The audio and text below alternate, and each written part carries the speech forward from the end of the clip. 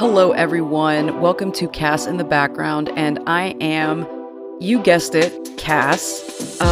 This is the very first episode of my podcast, and as the title states, you can have me playing in the background. I mean, you can listen to what I have to say if you want, or maybe you like my voice and you just want some background noise. Just kidding. But it's fine with me. I mean, I know sometimes people like to have podcasts playing in the car, or maybe you're cleaning and you just want some noise. Hey, it's fine with me. But today's episode, as you will see, I'm going to talk about why I left the Army. And this is something that I've wanted to talk about because I know a lot of people, a lot of soldiers who are still currently serving, and maybe they went through what I went through. Okay. And I mean, anybody can listen to this podcast if you want. Maybe you have questions about joining the military or the Army specifically, because that was my experience. And you want a little bit of insight. And, you're welcome to that. But mostly I know a lot of people who will resonate with what I'm saying are currently in, and, maybe they went through the same thought process that I did and why I left. So I'm an 11-year Army veteran, and this is just one little part of me. That's not what my whole podcast is going to be about. It's just one of the things about me. I mean, it's a big part about myself. I served 11 years, as I said, and why I'm stressing that is, I mean, at that point, usually at 10 years, people, the culture within the Army is, I mean, if you do 10 years, you might as well retire because you can retire at 20 years. But I decided, hey, I'm just going to cut loose and pursue something else. And I kind of just want to go over that thought process. And the reason it's important for me is because in making my decision, it was a well thought out decision. I planned it, but not before talking with friends, kind of thinking to myself. And also I got some insight from other veterans through podcasts, YouTube videos, and stuff like that. Because the Army was not something that I wanted to stay in for the long run anyway. But I ended up doing 11 years, and we'll kind of go over that. So I'm going to go over why I joined. First, some of the experience I had, and then ultimately why I left my 11-year career, basically. So I was one of those. I mean, it's kind of a common story. I joined right out of high school. Although at that time, I don't think I was the kind of teen who would consider the Army at all if you knew me back then. I had my eyes set on more creative type of things. I wanted to go to college for film, and I actually got into an out-of-state college, and we all know paying sticker price for that is just, I mean, the bill is not something you want to be left with, right? Let alone even in, same state, if you get into college, you're still going to pay an arm and a leg. But anyway, what I do remember when the Army recruiters came to my high school was that Army paid for college. So I decided to call the recruiter's office and just kind of confirm that. And, yes, they help pay for college and all this stuff. So it was kind of a one and done from there. I went to the recruiter's office. I took the ASVAB, passed the ASVAB. I qualified, and I came in as a chemical specialist, which was probably not the best choice for me anyway. So I joined for college, and I joined for travel, and it was a good move. I mean, I want to preface by saying that I don't regret doing this at all. I would do it all over again. I actually would go back and join the Army all over again. I really did get a lot of, I gained a lot of skills and experiences that that makes me who I am today. So that was basically that, my reason for joining. And I know that a lot of people out there, have the same story.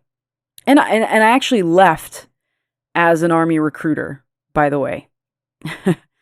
So, yeah. Now, some of the experiences I had. Now, I did get my travel. One of the first places I went to was Korea, South Korea. And I mean, I was living there at, 19, 20, years old. And it was just an amazing experience. I mean, to be that age and to be living in another country, because, you can leave the base and stuff like that. You can leave the base and explore different places.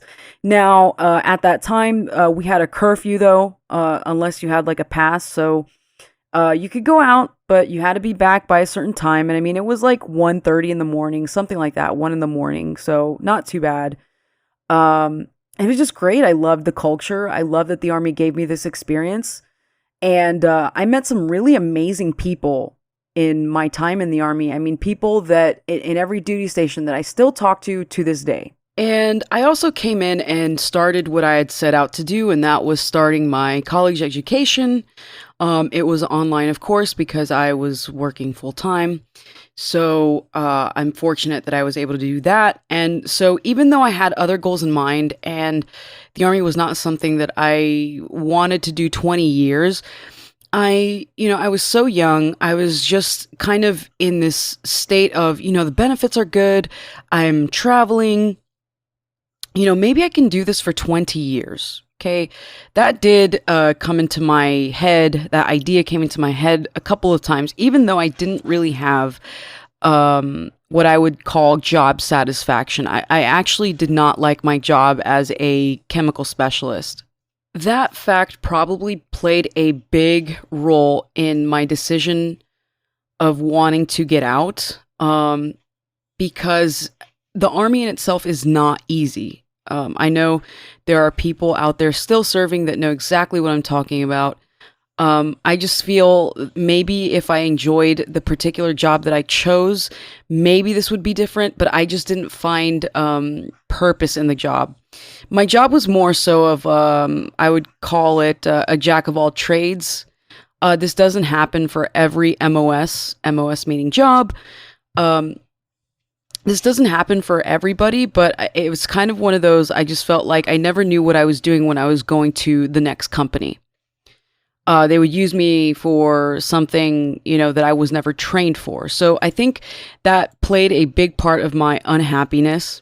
But, let's be real. The Army life is not an easy one. On top of moving all the time, although I didn't really mind that, you don't really get to decide where you're moving to. You don't get to decide what company you're going into. And sometimes, I mean, when there's great leadership, it's great. But sometimes when it's bad, it's bad, You're just kind of stuck sitting there like, why are we doing this? And actually, I remember seeing this post or this meme on Facebook or something like that. And this may not be exact, but it was a description of what it's like being in the Army. And I'm kind of going to butcher this because, I mean, it was so long ago and I can't remember word for word. But it kind of described it as, just imagine there being a bowl of soup and your mission is to get rid of the soup as quickly and efficient as possible. And now there's ranking structures, right? So there's the leader, there's the top, and then it kind of goes to the bottom. Imagine being at the bottom where you're kind of taking these orders and you see a fork and a spoon. But one of the hierarchy, one of your leadership may be like, okay, we're going to use the fork to get rid of the soup. And you're just kind of looking at each other like, really? Somebody who's of lower rank is like, I think we can use the spoon. It would be much quicker with the spoon. And leadership is just so stubborn, like, no. The fork. We're using the fork. So you're all just kind of using the fork and nothing is happening to the soup. Nothing's happening to the soup. You're just all like frustrated, like, hey, there's the spoon. We can use a spoon. And your leadership is just so adamant. You use the fork and then you just kind of start crying. I mean, like I said, it wasn't word for word, but from what I remember, that it really is a great analogy. And I think others out there who are currently serving know what I'm talking about. So for me, I was not satisfied with my job. There's a lot of stupid things that you deal with that you just wouldn't deal with at a regular job. There's this sense of control, The higher ranking you go, you're doing things like babysitting is what it feels like. You're checking your soldiers' rooms to make sure that it's clean, and I understand why it's done, because there are people, I mean, there are gross people who will just let these buildings go to hell if they could. But it's those things that are not like a regular job, outside of the army. I doubt that I would have to go regularly every morning at 5 a.m. to see that they took out their trash and picked up all their underwear from the floor or something. And that's not to say that I didn't enjoy being an army leader. There are very rewarding things that come from that and that experience. I mean, you become a quick thinker. You have to plan. Everything is on you, right? But there are certain things that are just like, as I said, it feels like you're babysitting adults. As a leader, you see and hear some crazy things. And after a weekend, you may be asked, like, why was your soldier so drunk that they woke up in the front of the barracks naked? And you're just like, I don't know. They're 24 years old. They're grown. I can't speak for why they did that. I will say that there's never a dull moment. That's for sure. But to get back to what I was saying, I mean, it's not an easy life. You're doing, it's not like you work regular hours. Sometimes, some weeks, you're not working that much. Maybe you're going home early. But, other times you're put on 24-hour shift. You're going to the field. The field is maybe up to 12, 14 days where you're just out in the, middle of nowhere with your company training, and, there's no shower, and maybe very, very, very hot, and you're carrying all this heavy equipment, and maybe you're carrying 100 pounds. It's all true. It's on top of the already mentally demanding profession, your body is also taking a hit. So it's not uncommon to feel physically exhausted as well. And especially over time, your body wears and tears. But the things that you're doing in the army, I believe, age your body a bit more. You start getting pain, maybe chronic pains. And this could also affect your mental health in a negative way. I know for me, it did. I want to get older, and I want to be able to, bend down and move around, have mobility. And there's certain days where my knee just hurts so bad, I'm limping, or have to wear a knee brace to help stabilize my knee. And the culture is such where you may be really, really hurt, but there's a pressure to start feeling better, because physical training and your physical performance in the army is very important. So if you're so hurt that you can't do these things, you get put on profile, which limits what you can do. And then you start to feel bad. This didn't happen to me for the most part. I was pretty well when it came to PT or physical training. But I've seen others who really were hurt, and, they couldn't help it. They got hurt, and they were just treated terribly because, they didn't get better.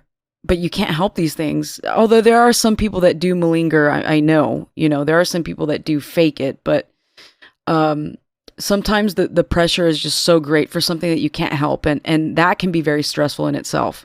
Especially the older you get, your body is more prone to injury. So definitely over the course of my time in the army, I knew that doing the full 20 years and beyond was not for me. Each time I re-enlisted, the unhappier I became. I felt emptier and emptier inside, and I really was struggling mentally. Just because, as I said, I didn't have job satisfaction, and I just didn't, I had other goals that I wanted to pursue that I was not able to do while I was serving. And that's a personal thing, because I'm not saying that everybody is unhappy. Because there are very many people that I know who are very satisfied in the army, in their job, right? In their MOS. And the benefits are great. Let's not kid ourselves. The benefits are amazing, especially if you have a family. And it was because of the benefits that I was able to obtain my bachelor's degree while I served, and am having my higher education paid for. But I do know of many people who are really unhappy, and their mental health is in the trash. And a big part of this is it's encouraged to stay in. Rarely is it encouraged to seek another profession, right? I mean, we need people in the Army. And I know when people encourage others in the military to finish the 20 years, that it's in good, they have good intentions. I doubt people, they're saying that because, that's a sure way to have success, right? But I think people don't think about this life, this Army life is not easy. And it can take a very big toll on your mental health, a negative one. And, people will say stuff like, well, you only have 10 years, or you only have 11 years, you only have 5 years. I mean, this may be true in the grand scheme of things. When you say it like that, it sounds like, oh yeah, 11 years is not that bad, but it really is if you're already suffering mentally. And, the Army does have a mental health and suicide crisis. I mean, I think military enlisted is on the top for one of the most stressful professions. So with that, for me, I started planning 2 years before my last contract ended. And what I want to say is there is no right or wrong answer in this. Everybody's life is different. It's not one size fits all. Okay. There are people I know who retired and they are happy. And that's a great, I'm sure they feel amazing. They led an amazing career. It's just for me, I know I was one of those that this was not a career path for me. I was meant to do this, but I was not meant to do this for the long haul, and I know that about myself. So that's what this is about. And I will say it was a good decision for me. There is definitely a difference that my friends have said before I got out and after I got out. And I don't regret that decision. I don't regret enlisting, and I don't regret getting out when I did, even if it was 11 years. And, people will say, oh, you never should have gotten out. It's not the same for everybody. And I would just say to those who are really considering if they want to get out and they don't want to feel trapped and unhappy, that's what this is about. There are a lot of happy soldiers and people who lead amazing careers. But as I said, it's different for everyone. Everyone may not have job satisfaction. Everybody does something different. Everybody has a different experience in the Army or in the armed forces in general. So yeah, I am happy right now. I'm happy for all of it. And I don't regret not retiring after 20 years. It was time, and I think people will feel that. But I just want people to know that it is scary to get out, to abandon something that you've been doing for 11 years. But to me, another thing that the Army taught me is, pain is growth, and that's how you learn, and that's how you develop yourself as a person. So the key for me was figuring out what exactly I wanted to do in life. It wasn't just, oh, I'm unhappy, I'm just going to get out. I hear that a lot, or I heard that a lot. For me, it was, let me figure out what my calling in life is, and let me make some small goals and hit those goals to obtain the bigger goal. And I did exactly that. And as I said, I don't regret any of it. And I think it was a great move for me. So I think that would help people, because I know sometimes people, it comes time to re-enlistment and they're not ready. And of course, if you haven't been preparing for like a year or so, or saving money, then, that's difficult. But if you start planning and you figure out whether you want to do the Army for the full 20 years or not, planning is just the biggest thing. And then, figuring out where you think you would fit in and your happiness. But it was a good decision for me. So with that, I will leave it.